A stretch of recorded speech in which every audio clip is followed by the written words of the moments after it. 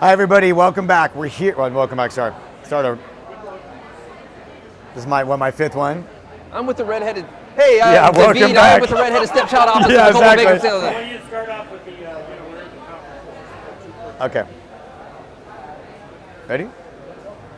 Hi everybody, we're here at the Coal Maker Blue Conference 2022 in Tamarindo. I have two of my superstars with me. Brian Bombard. Rich. Rich. These guys have gone back with me for over, I believe, 10 years. We've known each other now. Probably at least 10. We're getting old. We're getting old. We've been going up there. We're doing a lot of deals and a lot of stuff together for many years. Brian, tell us a little bit what's going on the past year in Nosara 2022, and what do you think is going to come up in 2023? Nosara's been an interesting place. There's been a lot of movement. Real estate market's done really well. Seen a lot of transactions. Properties increased pretty well in value. Kind of a mix. We have Playa Guiones, which is kind of your target market, down close to the beach, close to surf, walk to beach, walk to everything. Playa Pilata, kind of more your longer term living. But that was kind of a creeper. That was one that was set back behind Guiones, didn't have the infrastructure, and you're starting to see home values and more transactions going on over there. Kind of an interesting spot. Okay. Are you guys seeing still an average price point between, let's call it $750 and $1.5 million, or is that price going up? 750, $1.5 million is probably going to be your Playa Pilata longer term living, but you're going to see good increases in values over the next couple of years. Playa Guiones, more or less your entry level is going to be $1 million plus, right?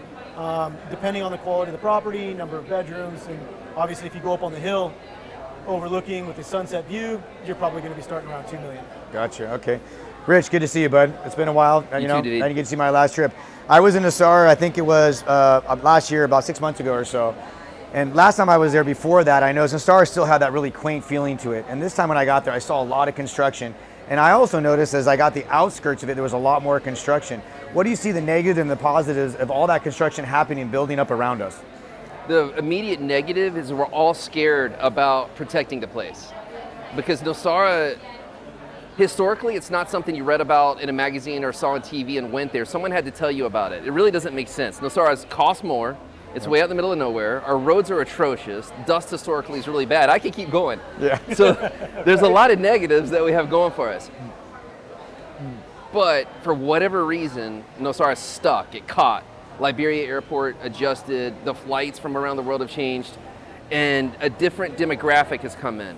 So instead of being like me, a typical person from Florida or California who borrowed everything we could against our house to buy our first spot in Costa Rica, that's kind of how it used to be. Those days are long gone in Nosara. It's now a different demographic that has ability. People are coming in from New York, Toronto, all these different areas that aren't just surfers or yogis. Now a lot of the buyers are interested in surfing or yoga. They think it's cool, but it's not like their core. So like he's from California, I'm from Florida. We were kind of the demographic for a while there, and then it changed. So now that the money's come in, the construction's really skyrocketed, and we don't have much space. So the big negative is we're all scared that the charm of the place could go away. And most people out there, just as soon as real estate comes up, they kind of get intense, the realtors. But at the same time, they're sitting in a house that somebody sold. So we kind of have this is what we do for our job, but we also love the place more than we want to make the money. But at the same time, it is going to happen. Someone's going to do it. So how do we make the town grow well and keep the charm and make money, and at the same time not lose like its value, like its real luster? Yeah, as we all know, real estate agents are usually really in-depth in the communities and helping things out. I know both of you guys have been on multiple programs and different organizations in the area. Can you guys speak about any of those? My family, my mother started the Refuge for Wildlife basically years ago, rescuing and salvaging the local monkeys and howlers and stuff like that. She works with the local government, Menai. And then, obviously our whole office is involved in replanting and everything of the beachheads of Nosara and a myriad of others. We're still realtors though, so like there's always something that comes with that. Of course. The reality is most of the realtors in the town, not just us, they actually do care. And I'm pretty tired of people just jumping into a negative subject and washing it away. The reality is some of the realtors who even work for other companies are true pioneers who do amazing things. Awesome. And I'd like to fast forward the dialogue, if possible, into being productive. Like, growth's gonna happen. We can't stop it. Yep. It's just, Beverly Kitson, she's like a pioneer from where we're at. She said something to me that really caught my attention a couple years ago, because I was asking her, I was like, hey, how are you feeling about this growth? Are you freaking out? I know I work in real estate, so you hate me, ha ha ha, but, and she's like, Rich, development is like the tide. You cannot stop it. Impossible. Great, I love But there's something you can do about it along the way, and I hope that's what you guys will do. Beautiful. That kind of caught me. Like, no, that's a great comment. That's great from her to say that. I've noticed also in Nosara, and you made a good point to that, is most of the realtors and the other franchises or small real estate offices there all work together really well. Do you guys work with most of the offices there? Absolutely. Yeah, I think it's important for everybody to work together, because if you're not working with the other agencies, you're not working with everybody in the community, you're not providing the information your client needs to make an educated decision.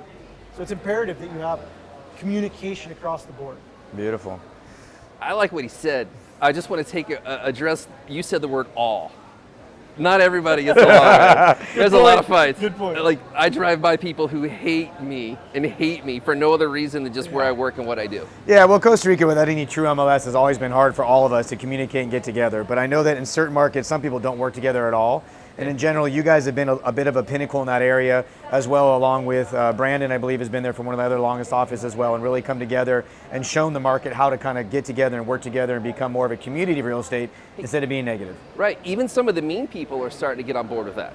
So, like, my report is that it's better than it's ever been. Beautiful. But it's nowhere near perfect. We do need to dialogue more, and we need to get outside from under our umbrellas, just trying to sell our listings. Like, that's not a good, that's what his point basically is. We need to communicate, and information needs to flow. When you have a bunch of big egos and opinions blocking everything, sometimes it's hard to humble yourself and say, you know what, I need to listen to them or adjust to that. A lot of people are very comfortable doing whatever they've done for so long. Yeah. And change is always hard. Correct. Now that we have the internet, people are able to work from home. COVID really, I don't know what the right word is.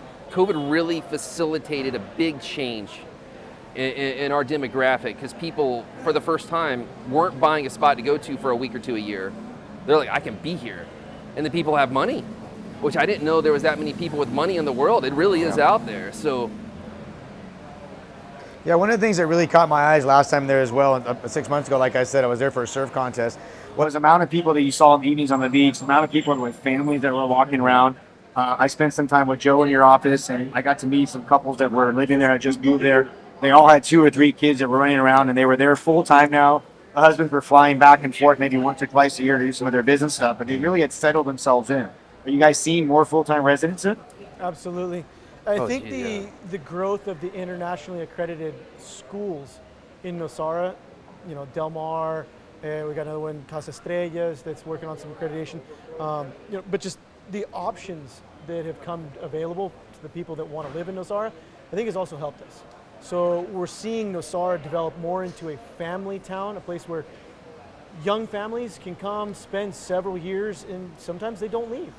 You know, it's a great place for people to be able to reconnect as a family. So I think Nosara it's become something really good for families. All right. Well, for many years, Rich and I have always gone back and forth on many comments about Nosara. One comment you've always made to me has been, Nosara is just Nosara. It's just a different market than anywhere else. But I'm a new buyer coming in. I'm looking at Costa Rica. You know, I want to be in a small town that has the coffee shops. I can ride my bike to the beach. I can do things like that. What's going to get me there? What am I going to get in at? Am I going to have to spend a couple million to get there? Or am I still able to get something that's going to get me in a ballpark of under $1 million? Both. It just depends on how far you want to be away from the popular areas. Like for us, really close to the beach is in walking distance. And remember, we have a nature reserve 200 meters in the whole way in, from Mostinal clear down to the South Guiones. So nobody's on the beach really.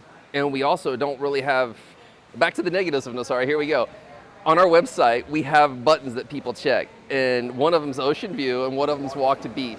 Those are always hit. And we can never do it. I've seen you get one or the other. Which one would you like? Hold on, generally it's neither unless you have a lot of zeros behind it. There you go. Exactly. So the answer to your question, could you get under $1 million? Yeah, of course. But let me ask you this.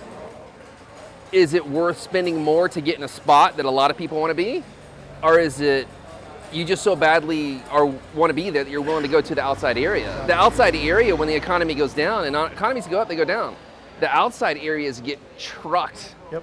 I know that because I lived through it. My first investments in Costa Rica, I did horrible. But that's because Nosara I thought was too expensive. Tamarindo was too expensive. I thought I'd get in the middle. Tamarindo will thunder south, Nosara will thunder north, and I'll just sit there and enjoy the ride. It made sense in my mind in 2004 and 2006. We go through a big crash, obliterated. Those areas still aren't going, but Nosara just kept going and going and going. And every year I just look at it, it's like, what are these people doing? Our waves aren't as good. It's more expensive. Why are you here? It's a legitimate question. So Community it's and the a feel. mixture of the nature that we have. It was an accident. It was an error. Like, there was supposed to be a golf course, and we now have jungle. So the people, the community together as a whole, look after that town. They work as a team to try and protect the preserves that we've got, which, looking around, we haven't really been able to find anything similar to it. So Beautiful. Man, it was a colossal failure that made that town. Let's just be honest.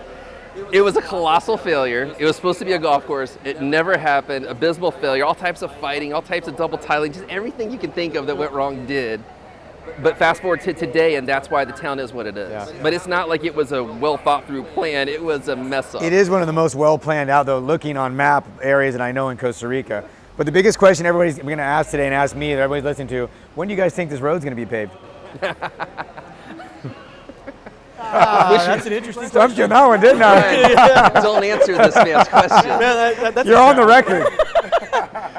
Yeah, I would divert that question to the government. Even You know what? that's It's part of the charm. For me, I think it's a double-edged sword. It kind of, the people that really want to be in Nosara, they're willing to get through that. I'm kind of tired of it, really, if I'm just being upfront. My repair bills of my They're cars not are small. yeah, so I'm with David. Now, that being said, I even more than the bumps and the inconvenience, I really think it was the health issue. Especially the Tico populace who live right along the main road were just getting dusted. So the road from Garza actually to Nosara town is paved. It's the other areas, and in the neighborhoods, most of those are municipality, whereas 160 is federal. So we got to get together and basically do it ourselves. And that means we have to communicate and get along. It's got some time. It's got some time. Well, I'll tell you, over 10 years ago, so when I met you guys, the one thing that I took out from your office, the one biggest thing I took was you introduced me to ARB. So ever since then, I've always gone to ARB and gone to Neil up in San Jose and Need a bought. sponsorship. Right, big sponsorship. I've sent them too many clients. So guys, thanks for coming today. It's amazing to see you both. I look forward to seeing you this season, and we're going to be coming back and forth, and thanks for being here.